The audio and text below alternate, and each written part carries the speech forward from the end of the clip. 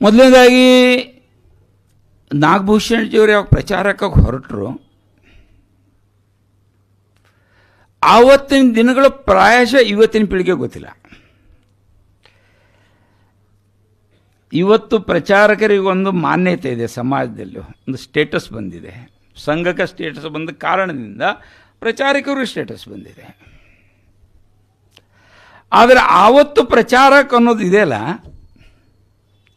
ಸಮಾಜದಲ್ಲಿ ಮಾನ್ಯತೆ ಇರಲಿಲ್ಲ.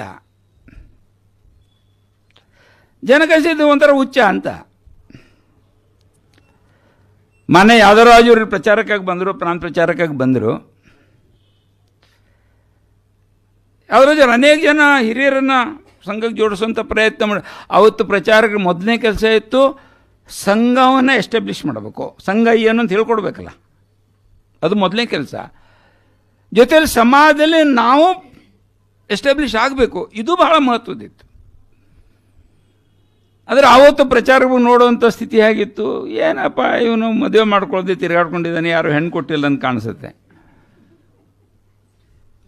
ಮನೆ ಯಾದವರಾಜವರು ಒಂದು ಸಲ ಹರ್ಡೇಕರ್ ಮಂಜಪ್ಪ, ಈ ಥರದ ಬಹಳ ದೊಡ್ಡ ದೊಡ್ಡವ್ರ ಜೊತೆ ಯಾದವರಾಜ ಸಂಬಂಧ ಇತ್ತು. ದ ರಾ ಬೇಂದ್ರೆ, ಹರ್ಡೇಕರ್ ಮಂಜಪ್ಪ, ಗರುಡ ಸದಾಶಿವರಾವ್, ಈ ಥರದವ್ರ ಜೊತೆ ಯಾದವರಾಜರ ಸಂಬಂಧ ಇತ್ತು. ಒಂದು ಸಲ ಹರ್ಡೇಕರ್ ಮಂಜಪ್ಪ ಅವ್ರ ಹತ್ರ ಹೋದಾಗ ಅವರು ಯಾವ್ದಾರು ಹೇಳಿದಂತೆ, ಯಾವ್ದಾರೋ ನೀವು ಮದುವೆನೇ ಮಾಡ್ಕೊಂಡಿಲ್ಲ, ಆದರೆ ಆಗಿನ ದಿನಗಳಲ್ಲಿ ಈಗಲೂ ಇದೆ, ಮದುವೆ ಮಾಡ್ಕೊಳ್ಳೋದಿದ್ರೆ ಜೀವನ ವ್ಯರ್ಥ ಅಂತ. ನನಗೊಬ್ಬರು ನಮ್ಮ ಕಾರ್ಯಕರ್ತರ ತಂದೆ ಕಾಯಿಲೆ ಇದ್ದಾಗ ಆಸ್ಪತ್ರೆಗೆ ನೋಡ್ಲಿಕ್ಕೆ ಹೋಗಿದ್ದೆ. ಅವ್ರ ಅಕ್ಕಂದಿರು ತಂಗಿಯಂದಿರು ಇದ್ದರು, ಇವರು ಇರಲಿಲ್ಲ ಕಾರ್ಯಕರ್ತರು. ನನಗೆ ಗುರುತಿಸ್ತಿದ್ರು, ಎಲ್ಲ ಮಾತಾಡಿಸಿ ಕೂತ್ಕೊಂಡೆ. ನನಗೆ ಹೇಳಿದ್ರು, ಏನು ಮಂಗೇಶ್ವರೇ ನಿಮ್ಮ ಜೀವನ ವ್ಯರ್ಥ ಅಂತಂದರು. ಯಾಕ್ರಿ ಅಂದೆ. ನೀವು ಮದುವೆ ಮಾಡ್ಕೊಂಡಿಲ್ಲ ಅಂದರು. ಹಾಗೆ ಮದುವೆ ಮಾಡ್ಕೊಂಡ್ರೆ ಜೀವನ ನಿಷ್ಪ್ರಯೋಜನ ಅಂತ ಒಂದು ಭಾವನೆ ಇತ್ತು. ಹೀಗಾಗಿ ಹರ್ಡೇಕರ್ ಮಂಜಪ್ಪ ಅವರು ಯಾದವರಾಜರು ಹೇಳಿದ್ನದು, ಯಾವ್ದಾರೋ ಎಲ್ಲಾದ್ರೂ ಒಂದು ಒಳ್ಳೆ ಹುಡುಗಿ ಇದ್ರು ನೋಡ್ಲಾ ಅಂತ. ಹಾಂ ನೋಡಿ ನೋಡಿ ಅಂತ ಹೇಳ್ದಂತೆ ಯಾದವರಾಜರು. ಅವ್ರಿಗೆ ಖುಷಿ ಆಗ್ಬಿಡ್ತು, ಸಾಧ್ಯ ಒಪ್ಕೊಂಡಲ್ಲ ಅಂತ. ಒಂದು 2 ನಿಮಿಷ ಆದ ನಂತರ ಯಾದವರಾಜವರು, ಆದರೆ ನನಗೆ ಚಿಂತೆ ಆಗ್ತಾಯಿದೆ ಅಂತ ಹೇಳಿದ್ರಂತೆ. ನಿಮಗೆ ಯಾಕೆ ಚಿಂತೆ ಆಗುತ್ತೆ? ಅಲ್ಲ, ನನಗೆ ಯಾರ್ಯಾರು ಹುಡುಗಿ ನೋಡ್ಕೋ ಪ್ರಯತ್ನ ಮಾಡಿದಾರೋ ಅವ್ರನ್ನ 2 ಸಲ ಹೋಗೋತಿ ಈ ಲೋಕ ಬಿಟ್ಟು ಹೋಗ್ಬಿಟ್ಟಿದ್ರು. ಅದಕ್ಕೆ ನಾನು ಮುಂದಿನ ಸಲ ಬರೋದಕ್ಕೆ ನಿಮ್ದೇನಾಗತ್ತೆ ನಂಗೆ ಚಿಂತೆ ಹತ್ತಿದೆ ಅಂತ. ಸೊ ಆನಂತರ ಯಾರೂ ಧೈರ್ಯ ಮಾಡೇ ಇಲ್ಲ ಅಂತ ಹೇಳಿದ್ರು. ಸೊ ಆವತ್ತಿನ ಸ್ಥಿತಿ ಆಗಿತ್ತು. ಆದರೆ ಏನೋ ವಿಚಿತ್ರ ಇದ್ದಾರೆ ಇವರು, ಮನೆ ಬಿಟ್ಟು ತಿರುಗಾಡ್ತಾರೆ, ಹೊರಗಡೆ ಊಟ ಮಾಡ್ತಾರೆ, ಏನು ಮಾಡ್ತಾರೆ ಜನಕ್ಕೆ ಅರ್ಥ ಆಗ್ತಿರ್ಲಿಲ್ಲ. ಏನು ಸಂಘ ಅದು ಅರ್ಥ ಆಗ್ತಿರ್ಲಿಲ್ಲ. ಇದೆಲ್ಲವನ್ನೂ ಮಾಡಬೇಕಾಗಿತ್ತು. ಹೀಗಾಗಿ ಆ ಸಮಯದಲ್ಲಿ ಪ್ರಚಾರಕ್ಕಾಗಿ ಹೊರಡೋದಿದೆಯಲ್ಲ, ಮತ್ತು ಪ್ರಚಾರಕ ಜೀವನ ಬಹಳ ಕಷ್ಟದಿತ್ತು ಅವತ್ತು. ನಾನು ಹೇಳಿದೆ, ಸಮಾಜದಲ್ಲಿ ಇವತ್ತು ಪ್ರತಿಷ್ಠೆ ಇದೆ. ಒಬ್ಬ ತಾಲೂಕು ಪ್ರಚಾರಕ್ಕೆ ಬಂದರು ಎಲ್ಲರೂ ಜಿ ಅಂತ ಮಾತಾಡ್ತಾರೆ. ಈಗ ನಾನೊಂದು ಸಲ ಮಾನ್ಯ ಹರಿಬಾ ಅವ್ರಿಗೆ ಕೇಳಿದ್ದೆ, ನೀವು ಕಚ್ಚೆ ಪಂಚ ಉಡ್ಲಿಕ್ಕೆ ಯಾವಾಗ ಕಲ್ತ್ರಿ ಅಂತ. ಅವರು ನಾನು ನಗರ ಪ್ರಚಾರಕ್ಕಿದ್ದಾಗ ಕಲ್ತೇನಪ್ಪ ಅಂತಂದರು. ಯಾಕೆ ಅಂತ ಕೇಳಿದೆ. ಅವು ಹಿರಿಯರು ಯಾರಿಲ್ಲ ಸಂಘದಲ್ಲಿ, ಯಾರೇ ಹಿರಿಯರೇ ಮಾತಾಡಿ ಹೋಗೋನ ಕಚ್ಚೆ ಪಂಚ ಹಾಕೊಂಡು ಹೋಗ್ತಿದ್ದು, ದೊಡ್ಡವನು ಕಾಣಿಸ್ತೀನಿ ಅಂತ. ಈ ಸ್ಥಿತಿ ಇತ್ತು ಅವತ್ತು. ಪ್ರಚಾರಕರು 3 ದಿವಸ ಉಪವಾಸ ಇರಬೇಕಾಗ್ತಿತ್ತು. ಮನೆ ಯಾದವರಾಜರ ಬಾಯಿಂದ ನಾನು ಕೇಳಿದ್ದೀನಿ. ಒಂದ್ಸಲ ಇಲ್ಲಿ ಅಖಿಲ ಭಾರತ ಜಿಲ್ಲಾ ಪ್ರಚಾರಕ ಶಿಬಿರ ಆಗಿತ್ತು ಬೆಂಗಳೂರು, ಚೆನ್ನೈ, ಮೊದಲನೇ ಶಿಬಿರ ಅದು. 7 ದಿವಸ ಶಿಬಿರ ಇತ್ತು. ಅದಾದ ನಂತರ ಇದೇ ಕೇಶವಕೃಪದಲ್ಲೇ ನನಗೊಂದು ಕೆಲಸ ಕೊಟ್ಟಿದ್ದರು. ಎಲ್ಲ ಬೌದ್ಧಿಗಳೆಲ್ಲ ಮಾಡಿದ್ರದೆಲ್ಲ ಕಂಪೇಲ್ ಮಾಡಿ ಅದೆಲ್ಲ ಮಾಡಿ ಸೆಟ್ ರೆಡಿ ಮಾಡಿಕೊಡುವ ಕೆಲಸ ನನಗೆ ಕೊಟ್ಟಿದ್ದೆ. ನಾನು ಕೂತಿದ್ದೆ, ನನ್ನ ಕೆಲಸ ಮಾಡ್ತಾ ಇದ್ದೇನೆ. ಸುದೈವದಿಂದ ಅಲ್ಲಿ ಯಾದವರಾಜಿಯವರು, ರಜ್ಜುಬಯ್ಯ, ಸೂರ್ಯನಾರಾಯಣರಾವ್ ಎಲ್ಲ ಅವರು ಹರಟೆ ಹೊಡಿತಾ ಕೂತಿದ್ರು. ಆ ಸಮಯದಲ್ಲಿ ರಜ್ಜುಬಯ್ಯರು ಸಹಜವಾಗಿ ಹೇಳಿದ್ರು, ಅಲ್ಲಪ್ಪ ನೀವು ಕೇಶವಕೃಪದ ಜಾಗ ತೊಗೋಬೇಕಾದ್ರೆ ಸ್ವಲ್ಪ ದೊಡ್ಡ ಜಾಗ ಯಾಕೆ ತೊಗೊಳ್ಳಿಲ್ಲ? ಯಾಕಂದ್ರೆ ನಮ್ಮ ಜಾಗ ಅಷ್ಟೇ ಇದೆಯಲ್ಲ, ಪಾರ್ಕ್ ಮಾಡಿದ್ರೆ ಶಾಖೆ ನಡೆಸಲಿಲ್ಲ, ಶಾಖೆ ನಡೆಸಿದ್ರೆ ಪಾರ್ಕಿಂಗ್ ಮಾಡಲಿಕ್ಕಾಗಲ್ಲ, ಸ್ವಲ್ಪ ದೊಡ್ಡ ಜಾಗ ಯಾಕೆ ತೊಗೊಳ್ಳಿಲ್ಲ ಅಂತ ಹೇಳಿದರು. ಆಗ ಸೂರ್ಯನಾರಾಯಣರಾವ್ ಹೇಳಿದ್ರು, ಇಲ್ಲ ಒಂದು ಜಾಗ ನೋಡಿದ್ವಿ ನಾವು, ಈಗಿನ ಸ್ಟೇಷನ್ ಎದುರುಗಡೆ ರಾಜ್ಮಹಲ್ ಹೋಟೆಲ್ ಇದೆಯಲ್ಲ, ರಾಜ್ಮಹಲ್ ಯಾವುದದು? ರಾಜ್ಭವನ್ ಹೋಟೆಲ್ ಅಲ್ವಾ ಅದು? ಅಲ್ಲಿ ಅದು ಸುಮಾರು 2.5 ಎಕರೆ ಜಾಗ. ಆವಾಗ ನಮ್ಗೆ ಆಫರ್ ಬಂದಿತ್ತು. ಅವರು 65,000 ಹೇಳಿದ್ರು, ನಾವು 56,000 ಕೇಳಿದ್ವಿ. ಅದಕ್ಕದು ವ್ಯವಹಾರ ಆಗಲಿಲ್ಲ, ಅದಕ್ಕೆ ಬಿಟ್ವಿ ಅಂತ. ಆಗ ರಜ್ಜುಬಾಯಿ ಅವರು, ಅಲ್ಲಪ್ಪ 9,000 ಡಿಫರೆನ್ಸ್ ಇತ್ತಲ್ಲ, ತೊಗೊಂಡು ಬಿಡಬೇಕಾಗಿತ್ತು ಅಂತಂದರು. ಆಗ ಯಾವುದೋ ರಾಜರ ಪಕ್ಕ ಗೊತ್ತರು, ಆವತ್ತು ನಮ್ಮ ಸ್ಥಿತಿ ನಿಮಗೇನು ಗೊತ್ತು ಅಂತ ಕೇಳಿದ್ರು.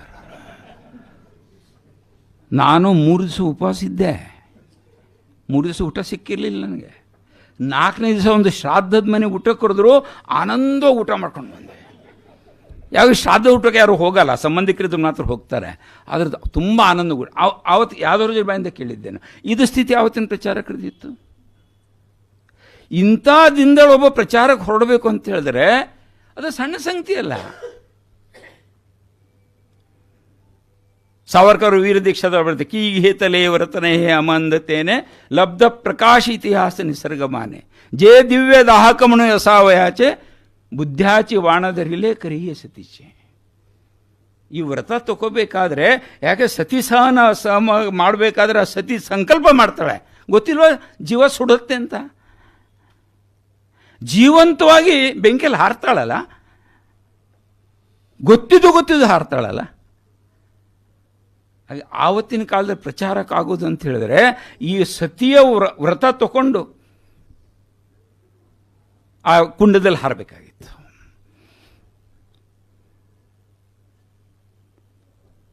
ನಾಗಭೂಷಣ್ ಪ್ರಚಾರಕ್ಕಾಗಂತೂ ಆದಾಗಂತೂ ವಿಚಿತ್ರ ಪರಿಸ್ಥಿತಿ ಇತ್ತು. ಗಾಂಧಿ ಹತ್ಯೆ ಆಗಿತ್ತು.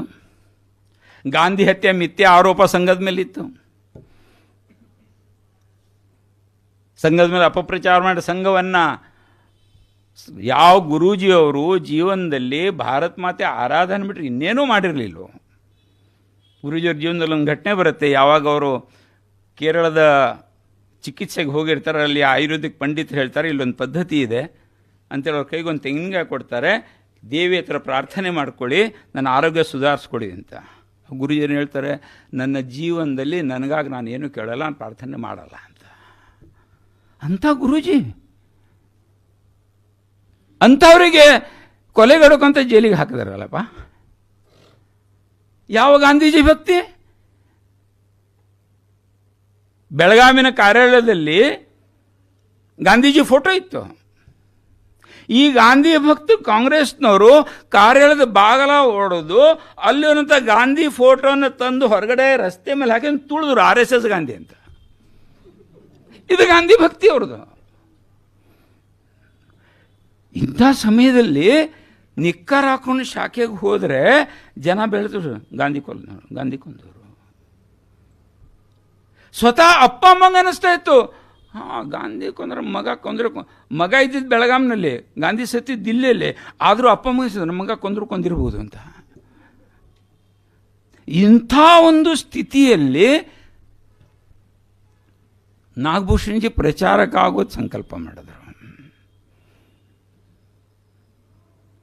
ಆಗಿನ ಕಾಲದಲ್ಲಿ ಪ್ರಚಾರಕ್ಕೆ ಆಗಬೇಕಾದ್ರೆ ಪ್ರಾಯಶಃ ನಾ ಗೋಪಿಯವ್ರ ಲೇಖನದಲ್ಲಿ ಓದಿದೆ, ಮನೆಯಲ್ಲಿ ಹೇಗೆ ತಂದೆಯವ್ರದ್ದು ಅದಕ್ಕೊಂದು ಪ್ರಾರಂಭದಲ್ಲಿ ಹೇಗೆ ವಿರೋಧ. ಇದು ಎಲ್ಲ ಮನೆಗಳ ಕಥೆನೂ ಅಷ್ಟೇ. ಆವತ್ತು ಯಾರ್ಯಾರು ಪ್ರಚಾರಕ್ಕೆ ಹೊರಟಿದ್ದಾರೋ ಎಲ್ರಿಗೂ ಅನಿಸುತ್ತೆ ಏನು. ಸ್ವತಃ ಭಾವರಾವ್ ದೇವರ್ಸ್ ಹೇಳಿದ್ರು, ನನ್ನ ಅಣ್ಣ ಪ್ರಚಾರಕ್ಕಾದರೂ ನಮ್ಮಪ್ಪಂಗೆ ತುಂಬ ಕೋಪ ಬಂದಿತ್ತು ಅಂತ. ಯಾಕಂದರೆ ಬಾಳಾಸಾಹೇಬರ ಕುಂಡ್ಲಿಯಲ್ಲಿ ದೊಡ್ಡ ಮನುಷ್ಯ ಆಗ್ತಾನಂತಿತ್ತಂತೆ.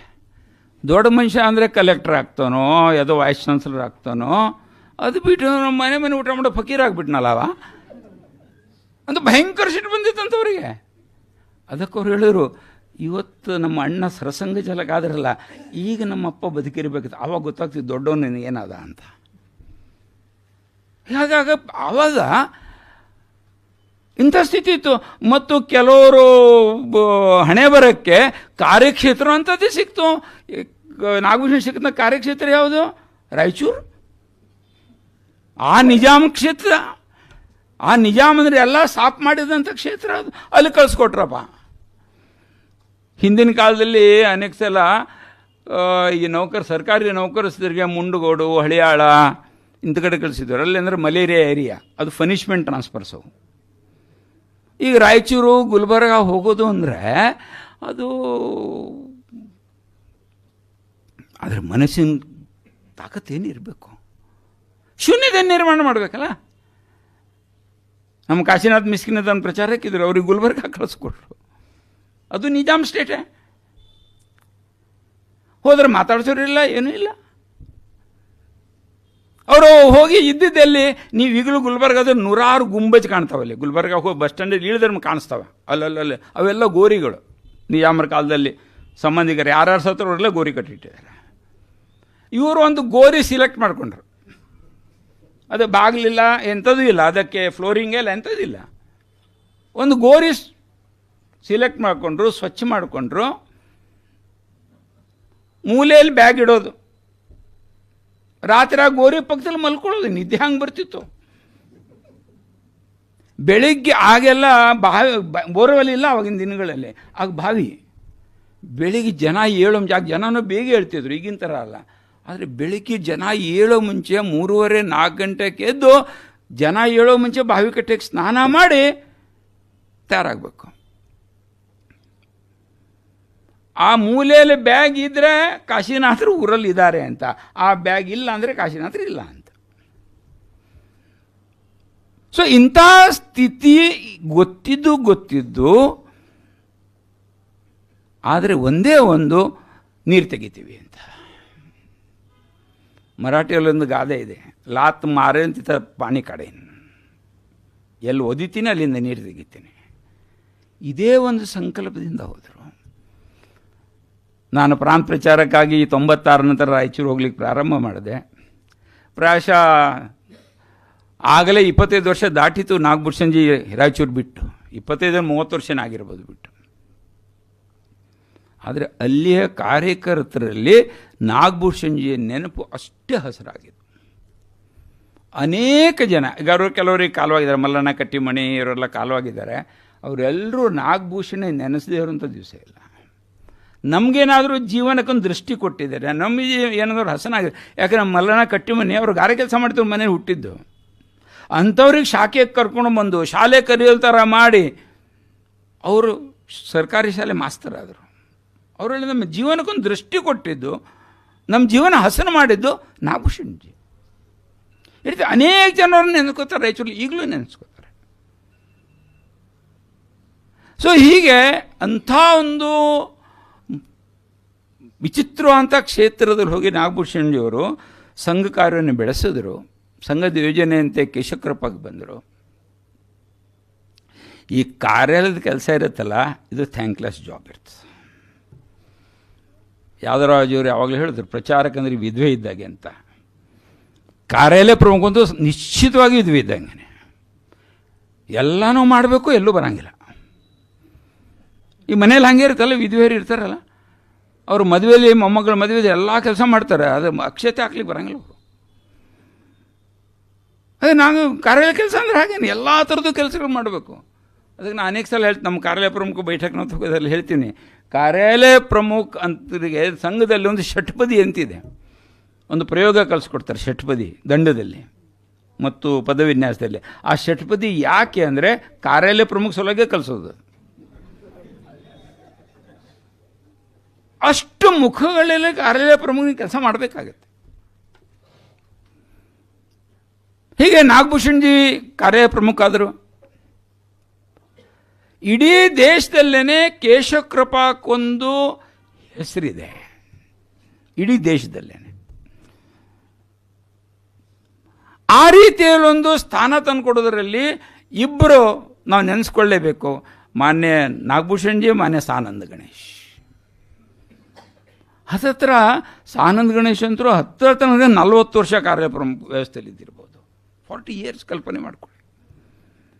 ಅದೇ ಜೀವನೋತ್ಸಾಹ ಕೆಲಸ ಮಾಡಬೇಕಾದ್ರೆ.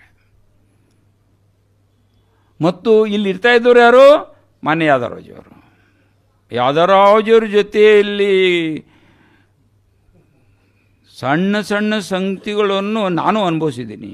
ಒಂದ್ಸಲ ಬೆಳಗಾಂ ಬರ್ತಾಯಿದ್ರು ಅಂದರೆ ಯಾದವರಾಜರು ಎಷ್ಟು ಸೂಕ್ಷ್ಮತೆ ಇತ್ತು, ಹೇಗೆ ಗುರುತಿಸಿ ಕೆಲಸ ಮಾಡಬೇಕಾಗಿತ್ತು ಅಂತ. ಅವರು 2 ದಿವಸ ಇರ್ತಾಯಿದ್ರು, ಪ್ರತಿ ವರ್ಷಕ್ಕೆ ಬರ್ತಿದ್ರು, 2 ದಿವಸ ಇರ್ತಿದ್ರು.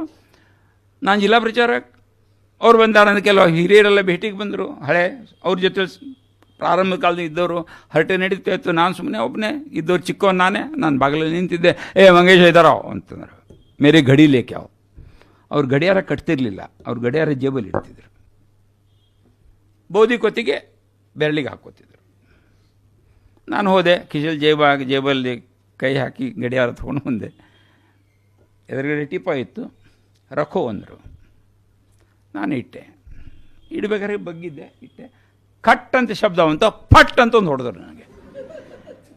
ನನಗೂ ಅರ್ಥ ಆಯಿತು, ಅವ್ರಿಗೂ ಅರ್ಥ ಆಯಿತು. ಯಾಕೆ ಅಂತ, ಗಡಿಯಾರ ಇಡಬೇಕಾದ್ರೂ ಹೆಂಗೆ ಇಡಬೇಕು ಅಂತ. ಇಷ್ಟು ಸೂಕ್ಷ್ಮತನು ಯಾವ್ದಾರು ಇವರು. ಕ್ಯಾಲೆಂಡರಿನ ತಾರೀಖು ಬದಲಾಯಿಸಬೇಕಾಗಿತ್ತು. ಇಲ್ಲಿ ಮಾರನೇ ದಿವಸ ಬೆಳಿಗ್ಗೆ ಆ ತಾರೀಖು ಇದ್ದರೆ ಯಾವ್ದಾರು ಕೇಳೋರು, ಕ್ಯಾ ಹೋಗಯ ಕಲ್ ಬದಲಾನೆ. ಇಷ್ಟರ ಮಟ್ಟಿಗೆ ಎಚ್ಚರಿಕೆ ತಗೋಬೇಕಾಗಿತ್ತು. ಯಾವುದಾದ್ರು ದೃಷ್ಟಿ ಆ ರೀತಿ ಇರ್ತಿತ್ತು. ಆದರೆ ಅದಕ್ಕೆ ತಕ್ಕಂತೆ ತನ್ನಂತಂದು ಹೊಂದಿಸ್ಕೊಂಡಿದ್ದೀವಲ್ಲ, ಅದ್ರ ಪರಿಣಾಮ ಕೇಶಕೃಪಾಕೊಂದು ಖ್ಯಾತಿ ಬಂದಿತ್ತು. ಕೆಂಗಲ್ ಹನುಮಂತಯ್ಯ ವಿವೇಕಾನಂದ ಶಿಲಾ ಸ್ಮಾರಕದ ಅಧ್ಯಕ್ಷರಾಗಿದ್ದು ಕರ್ನಾಟಕಕ್ಕೆ. ಅವ್ರಿಗೆ ಪ್ರಾಯಶಃ ಮುಂಚೆ ಗೊತ್ತಿರಲಿಲ್ಲ ವಿವೇಕಾನಂದ ಕೇಂದ್ರ RSSದು ಅಂತ. ಸೆಕ್ರೆಟರಿ ಅರ್ಕಲಿ ನಾರಾಯಣ ಅವರ ಅಧ್ಯಕ್ಷರು.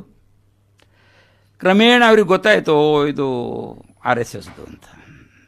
ಆದರೆ ನೋಡಿದ್ರು ಹತ್ತಿರದಿಂದ ಒಳ್ಳೆ ಜನ, ಅವರು ಪ್ರಾಮಾಣಿಕ ವ್ಯಕ್ತಿನೇ ಆಗಿದ್ದರು. ಒಂದು ದಿವಸ ಅರ್ಕ್ಲಿಯರವ್ರಿಗೆ ಕೇಶಕೃಪಾ ಕರೆದ್ರಂತೆ, ಬನ್ನಿ ಒಂದು ಸಲ ನಮ್ಮ ಕಾರ್ಯಾಲಯಕ್ಕೆ ಬನ್ನಿ. ಅವ್ರು ಬಂದರು. ನಮ್ಮದೊಂದು ಇದೆಯಲ್ಲ ಪಾರ್ಲಿಮೆಂಟ್ ಕೂತ್ಕೊಳ್ಳೋ ಜಾಗ, ಅಲ್ಲಿ ಕೂಡಿಸಿದ್ರು. ಮಾತುಕತೆ ಪ್ರಾರಂಭ ಆಯಿತು. ಅದಾದ ಮೇಲೆ ಅವ್ರು ಹೇಳಿದ್ರು, ಸ್ವಲ್ಪ ನಾನು ಲಘು ಸಂಖ್ಯೆಗೆ ಹೋಗಬೇಕಲ್ಲ, ರೀಸಸ್ಗೆ ಹೋಗಬೇಕು ಅಂತ. ಆವಾಗ ನಮ್ಮದು ಈಗೇನೋ ಒಂದು ಮೂಲೆ ರೂಮ್ ಇದೆ, ಅದು ರೂಮ್ ಇರಲಿಲ್ಲ, ಅಲ್ಲಿ ಹೊರಗಡೆ ಶೌಚಾಲಯಗಳಿದ್ವು. ಈಗಿನ ಕಾಲ ಅಡ್ವಾನ್ಸ್ ಇರಲಿಲ್ಲ, ಮೂತ್ರಿಗಳಲ್ಲಿ ಇರ್ತಿರ್ಲಿಲ್ಲ, ಶೌಚಾಲಯಕ್ಕೆ ಹೋಗೋದಿತ್ತು. ಅವ್ರಿಗೆ ಹೇಳ್ತು ಅಲ್ಲಿದೆ ಹೋಗಿ ಅಂತ. ಅಲ್ಲಿ ಹೋಗಿ ವಾಪಸ್ ಬಂದು ಕೂತ್ಕೊಂಡ್ರು. ಮತ್ತು ಮಾತುಕತೆ ಶುರು ಆಯಿತು. ಆಮೇಲೆ ಅರ್ಕ್ಲು ಹೇಳಿದ್ರು, ಬನ್ನಿ ಒಂದು ಸಲ ನಮ್ಮ ಕಾರ್ಯಾಲಯ ನೋಡಿ ಅಂತ. ಇಲ್ಲ ನಾನು ನೋಡಿದ್ದೀನಿ ಅಂತ.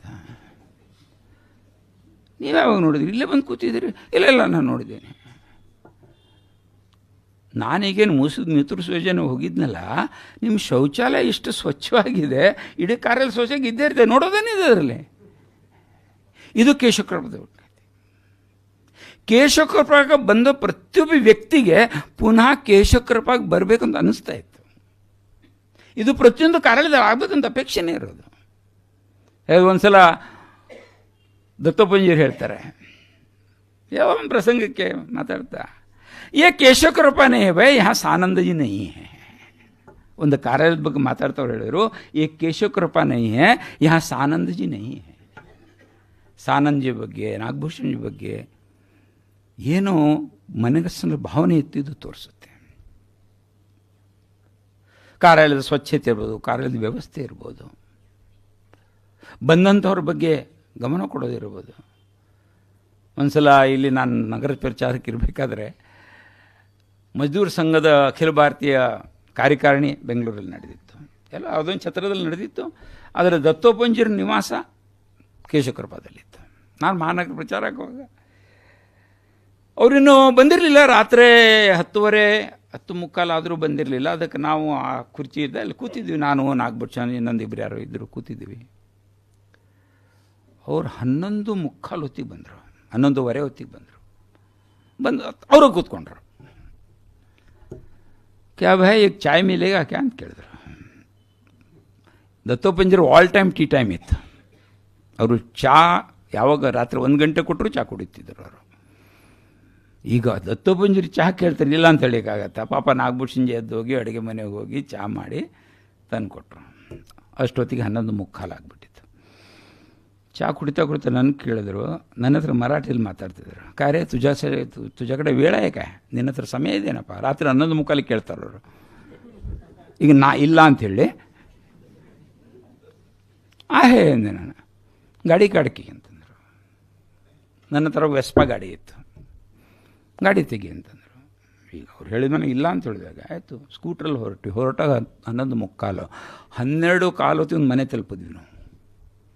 ಅಲ್ಲಿ ಹೋಗಿ ಬಾಗಿಲ ಬಡಿದ್ವಿ. ಇಷ್ಟು ರಾತ್ರಿ ಯಾರು ಬಾಗಿಲ ಬಡಿತಾರೆ ಅಂಥೇಳಿ ಅವ್ರು ಬಾಗಿಲ ಬೇರೆ ಎದುರುಗಡೆ ದತ್ತೊಂಬಜಿ ನಿಂತಿದ್ದಾರೆ, ಎಲ್ಲ ಮನೆಯವ್ರು ಎದ್ದು ಕೂತ್ಕೊಂಡ್ಬಿಟ್ರು. ಅಲ್ಲಿ ಹೋಗೊಂದಿಷ್ಟು ಹರಟೆ ಆಯಿತು, ಅಲ್ಲೊಂದು ಚಹಾ ಆಯಿತು. ವಾಪಸ್ ಬರೋ ಹೊತ್ತಿಗೆ ರಾತ್ರಿ 1 ಗಂಟೆ.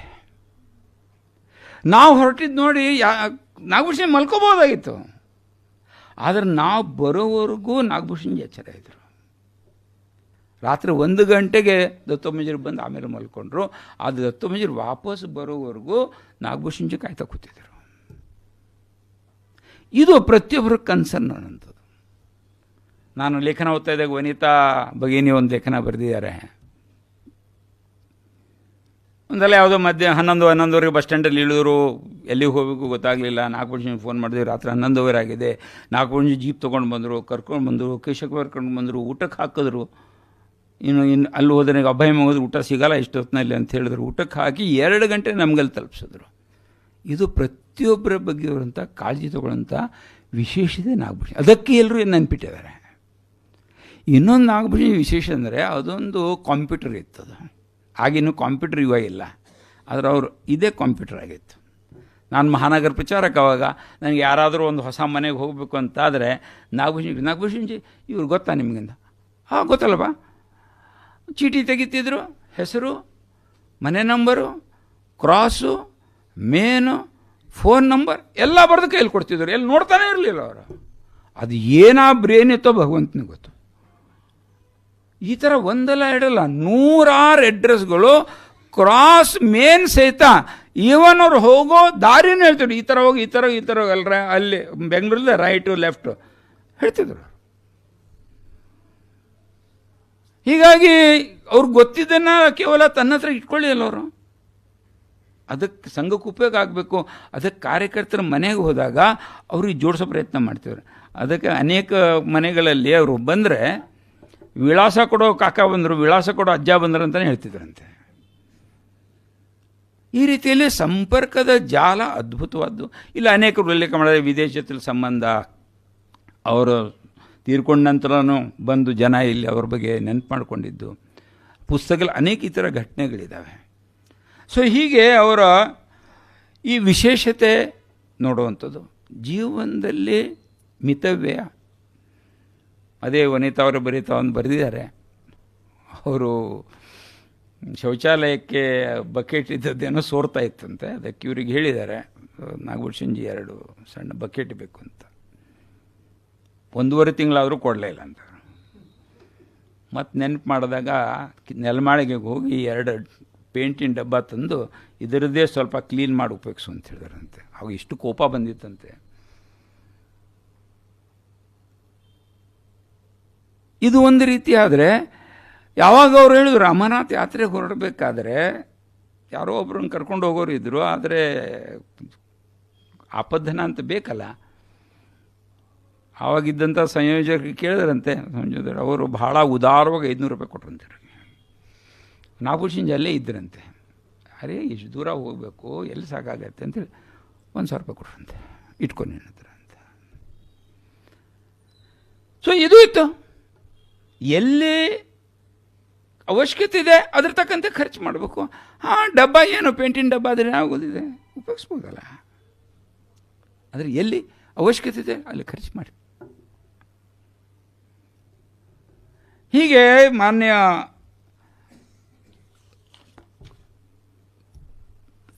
ನಾಗಭೂಷಣ್ಜಿ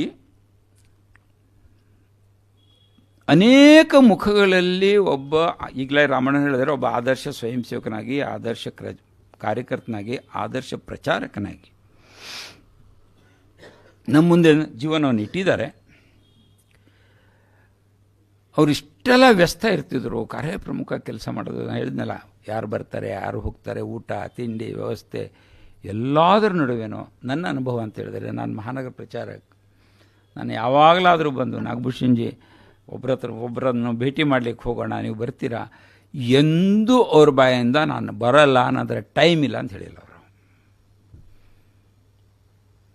ಇದು ಅವ್ರದ್ದೊಂದು ವಿಶೇಷತೆ ಇತ್ತು. ಅವರೆಂದೂ ಡಿಸ್ಕರೇಜ್ ಮಾಡಿಲ್ಲ. ಇಲ್ಲಪ್ಪ ನನ್ನ ಹತ್ರ ಆಗಲ್ಲ, ಟೈಮ್ ಇಲ್ಲ ಅಂತ ಹೇಳಿದ್ರೆ ನಾವು ಒಪ್ಕೋತಿದ್ದೆ.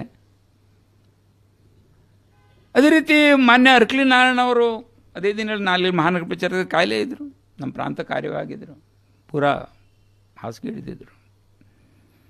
ಆದರೆ ನಿಯಮಿತ ಅವ್ರ ಮನೆಗೆ ಹೋಗುವಂಥದ್ದು, ಎಲ್ಲ ಸಂಘ ಕಾರ್ಯದ ವರದಿಯನ್ನು ಒಪ್ಪಿಸುವಂಥದ್ದು, ಅವರಿಗೆ ಅವರ ಆರೋಗ್ಯದ ಬಗ್ಗೆ ಕಾಳಜಿ ಮಾಡುವಂಥದ್ದು, ಇದೆಲ್ಲವನ್ನು ತಪ್ಪದೇ ಮಾಡ್ತಾಯಿದ್ರು.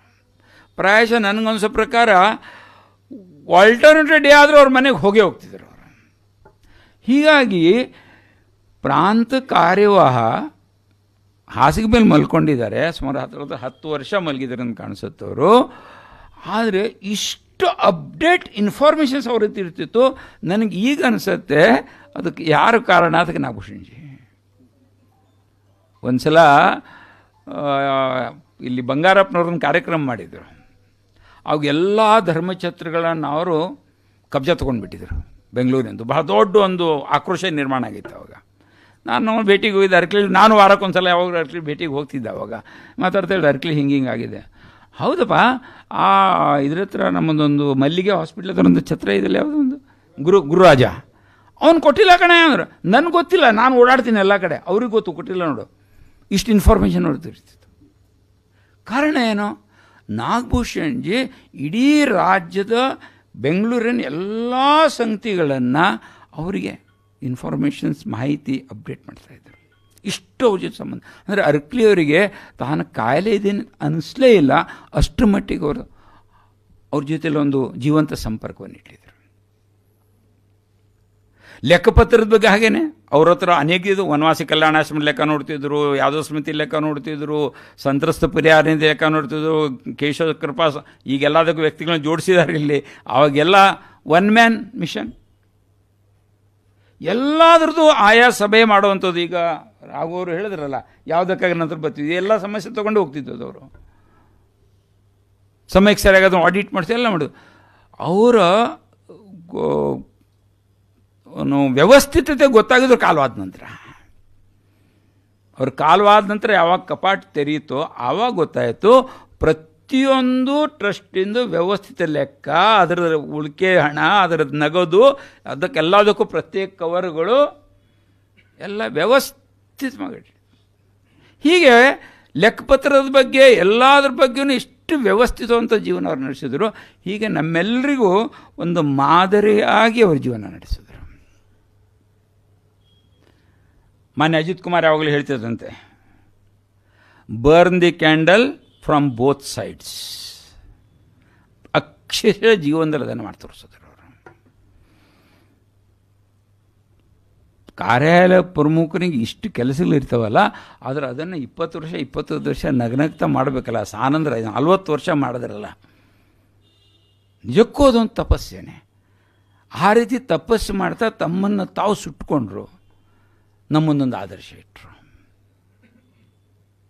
ಮರಾಠಿಯಲ್ಲಿ ಒಂದು ಮಾತಿದೆ, ಕಾರ್ಯಮಗ್ನತಾ ಜೀವನೋಭಾವೇ ಮೃತ್ಯು ವಿಶ್ರಾಂತಿ. ಅಕ್ಷರಶಃ ಅವ್ರ ಜೀವನ ಅದನ್ನು ಮಾಡಿದ್ರು ಅವರು. ಅಕ್ಷರಶಃ ಸಂಘಕ್ಕೆ ಬಂದ ಲಾಗಾಯತ್ನಿಂದ ಜೀವನದ ಕೊನೆಯ ಕ್ಷಣದವರೆಗೂ ಅವ್ರ ಕಾಲವಾಗಿದ್ದು ಹಾಗೇನೆ. ಅವತ್ತು ನನಗೆ ಯಾವಾಗ ಸುಧೀರ್ಜಿ ಹೇಳಿದ್ರು, ಸುಧೀರ್ಜಿ ಹೇಳಿದ್ರಂತೆ ನಾನು ಬರ್ತೀನಿ ಒಟ್ಟಿಗೆ ಹೋಗೋಣ ಅಂತ. ಯಾರಿಗೋ ಅಂತ್ಯ ಸಂಸ್ಕಾರಕ್ಕೆ ಇವರು ಮಾತಾಡ್ಸ್ಲಿಕ್ಕೆ ಹೋಗೋರಿದ್ದರು, ನಾನೂ ಬರ್ತೀನಿ ಅಂತ. ಅದು ಏನು ಭಗವಂತ ಬುದ್ಧಿ ಕೊಟ್ಟನೋ ಗೊತ್ತಿಲ್ಲ ಅವರಿಗೆ. ಎಂದೂ ಅವ್ರು ಆ ಥರ ಹೋಗೋರಲ್ಲ. ಆದರೆ ಅವತ್ತು ಇವ್ರನ್ನ ಬಿಟ್ಟು ಹೋಗ್ಬಿಟ್ರು. ಜೀವನದ ಕೊನೆ ಉಸಿರಿಗೂ ಸಂಘದ ಸ್ವಯಂ ಸೇವಕ ಸಂಘಕ್ಕಾಗಿ ತಮ್ಮ ಜೀವನ ಮುಡುಪಾಗಿಟ್ರು. ಸಾಮಾನ್ಯ ಹೇಳಲಾಗತ್ತೆ, ನಮ್ಮ ಜೀವನ ಹೇಗಿರಬೇಕು, ಸದಾಕಾಲವೂ ಕಾರ್ಯದಲ್ಲಿ ಮಗ್ನವಾಗಿರಬೇಕು ಮತ್ತು ಮೃತ್ಯುನೇ ವಿಶ್ರಾಂತಿ ಆಗಬೇಕು. ಅಕ್ಷರಶಃ ಜೀವನದಲ್ಲಿ ಅದನ್ನು ನಮಗೆ ನೋಡ್ಲಿಕ್ಕೆ ಸಿಗುತ್ತೆ. ಹೀಗಾಗಿ ಇವತ್ತು ಈ ಪುಸ್ತಕ ಬಂದಿರೋದು, ಆಗಲೇ ಹೇಳಿದ್ರು ಗ್ರಂಥ ಅಲ್ಲ ಅಂತ ಹೇಳಿದ್ರು, ಇದು ಅವರ ಜೀವನದ ಪ್ರತ್ಯಕ್ಷ ನಡೆಸಿ ತೋರಿಸಿದ ಉದಾಹರಣೆಗಳೊಂದು ಸಂಕಲನ. ಇದು ಮುಂದಿನ ಪೀಳಿಗೆಗೆ ಒಂದು ದಿಕ್ಸೂಚಿ ಆಗುವಂತಹ, ಜೀವನಕ್ಕೊಂದು ದೃಷ್ಟಿ ಕೊಡುವಂತಹ ಒಬ್ಬ ಸ್ವಯಂ ಸೇವಕನಾಗೆ ಹೇಗೆ ಕೆಲಸ ಮಾಡಬೇಕು, ಒಬ್ಬ ಕಾರ್ಯಕರ್ತನಾಗೆ ಹೇಗೆ ಕೆಲಸ ಮಾಡಬೇಕು, ಹೇಗೆ ಒಬ್ಬ ಪ್ರಚಾರಕನಾಗಿ ಕೆಲಸ ಮಾಡಬೇಕು ಅನ್ನೋದು ಬೇಕಂತಹ ಪ್ರತ್ಯಕ್ಷ ಜೀವನ ನಡೆಸಿ ತೋರಿಸಿದಂಥ ಈ ಪುಸ್ತಕ ಇದೆ. ಆಗಲೇ ರಾಮಣ್ಣವ್ರು ಹೇಳಿದ್ರು, ಕೇವಲ ಇದು ನಮ್ಮ ಮನೆಯಲ್ಲಿ ಇಡುವಂಥದ್ದಕ್ಕಲ್ಲ, ನಮ್ಮ ಮನೆಗಳೆಲ್ಲ ನಮ್ಮ ಮಕ್ಕಳು ಓದೋ ಥರ ಮಾಡಬೇಕು, ನಮ್ಮ ಆಸ್ಪಾಸಿನ ಜನ ಓದೋ ಥರ ಮಾಡಬೇಕು, ಸದಾ ಕಾಲಕ್ಕೂ ಪ್ರೇರಣೆ ಕೊಡುವಂಥ ಈ ಗ್ರಂಥ ಇದೆ. ಸೊ ಹೀಗಾಗಿ ಈ ಸಂದರ್ಭದಲ್ಲಿ ಪುನಃ ಈ ಥರದೊಂದು ಗ್ರಂಥ ಹೊರತರೋದಕ್ಕೆ ಮತ್ತು ನಮಗೆ ಪುನಃ ನಾಗಭೂಷಣರ ಜೀವನನ್ನು ಸ್ಮರಣೆ ಮಾಡ್ಕೊಳ್ಳೋ ಅವಕಾಶ ಕೊಟ್ಟಂಥ ಈ ಥರದ ಮಹಾನುಭಾವರ ಸ್ಮರಣೆ ಮಾಡಿದಾಗ ನಮ್ಮ ಜೀವನಕ್ಕೂ ಒಂದು ಶಕ್ತಿ ಬರುತ್ತೆ, ನಮಗೂ ಒಂದು ಜೀವನಕ್ಕೊಂದು ದೃಷ್ಟಿಯನ್ನು ಸ್ಪಷ್ಟವಾಗುತ್ತೆ. ಸೊ ಮಾನ್ಯ ಡಾಕ್ಟರ್ ಜಿಯವರು ನೆನಪು ಮಾಡಿಕೊಂಡ್ರು ರಾಮಣ್ಣವರು. ಡಾಕ್ಟರ್ ಜಿಯವ್ರ ವಿಶೇಷತೆ ಅದೇನೆ, ಮಾನ್ಯ ಯಾದವರಾಜರೊಂದು ಲೇಖನ ಬರೆದಿದ್ದರು, ನಾಗ್ಪುರದ ಮಣ್ಣು ಅಂತ. ಪ್ರಾಯಶಃ ಅನೇಕ ಓದಿದರಲ್ಲಿ ಗೊತ್ತಿಲ್ಲ ನನಗೆ, ಭಾಳ ಹಿಂದೆ ಒಂದು ಲೇಖನ ಬರೆದಿದ್ರು, ನಾಗ್ಪುರದ ಮಣ್ಣು. ಯಾಕಂದರೆ ಯಾವಾಗ ಡಾಕ್ಟರ್ ಜಿಯವ್ರ ಸಂಘ ಶುರು ಮಾಡಿದ್ರು ಆವಾಗ ಪುಣೆಯಲ್ಲಿ ಹೇಳಿದ್ರು, ನಾಗ್ಪುರಕ್ಕೆ ಸಂತರೆ ಬಿಕ್ತೇನೆ ಅಂತೇಳಿ. ನಾಗ್ಪುರದ ಕಿತ್ಲೆ ಹಣ್ಣು ಇಲ್ಲಿ ಮಾರಾಟ ಆಗಲ್ಲ ಅಂತ ಪುಣೆಯವ್ರ ಬುದ್ಧಿವಂತರು ಅವ್ರು ಹೇಳಿದರು.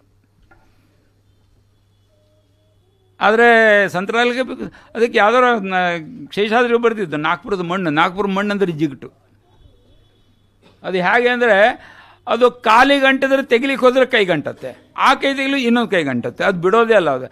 ಹಾಗೆ ಡಾಕ್ಟರ್ ಜಿಯವರು ಹೀಗೆಲ್ಲ ಅಂಟಿಸಿದ್ರಲ್ಲ, ತನ್ನ ಕಲ್ಪನೆ ವ್ಯಕ್ತಿಗಳನ್ನು ನಿರ್ಮಾಣ ಮಾಡೋದಕ್ಕೆ ತಮ್ಮ ಜೀವನ ಹೋಮ ಮಾಡಿದ್ರು. ಡಾಕ್ಟರ್ ಜಿಯವ್ರ ಕಾಲವಾಗಿ ಇಷ್ಟು ವರ್ಷ ಆಯ್ತು. ಈಗ ಡಾಕ್ಟರ್ ಜಿಯವ್ರ ಕಾಲವಾಗಿ 84 ವರ್ಷ ಆಯಿತು. ಆದರೆ ಇವತ್ತಿಗೂ ಆ ಒಂದು ಪ್ರಭಾವ ನಮ್ಮ ಮೇಲಿದೆ. ಇದು ಹಾಗೆ ಮುಂದುವರಿಬೇಕು. ಹಾಗಾಗಿ ಈ ಥರದ ಮಹಾನುಭಾವರ ಸ್ಮರಣೆ ಮಾಡ್ಕೋಬೇಕು. ಆವಾಗ ನಮ್ಮ ಸದಾಕಾಲ ಜೀವನಕ್ಕೆ ದೃಷ್ಟಿ ಸಿಗತ್ತೆ, ಜೀವನಕ್ಕೊಂದು ದಿಕ್ಸೂಚಿ ಆಗತ್ತೆ. ಇದನ್ನು ಹೇಳ್ತಾ ನನ್ನ ಮಾತನ್ನು ಮುಗಿಸ್ತೀನಿ.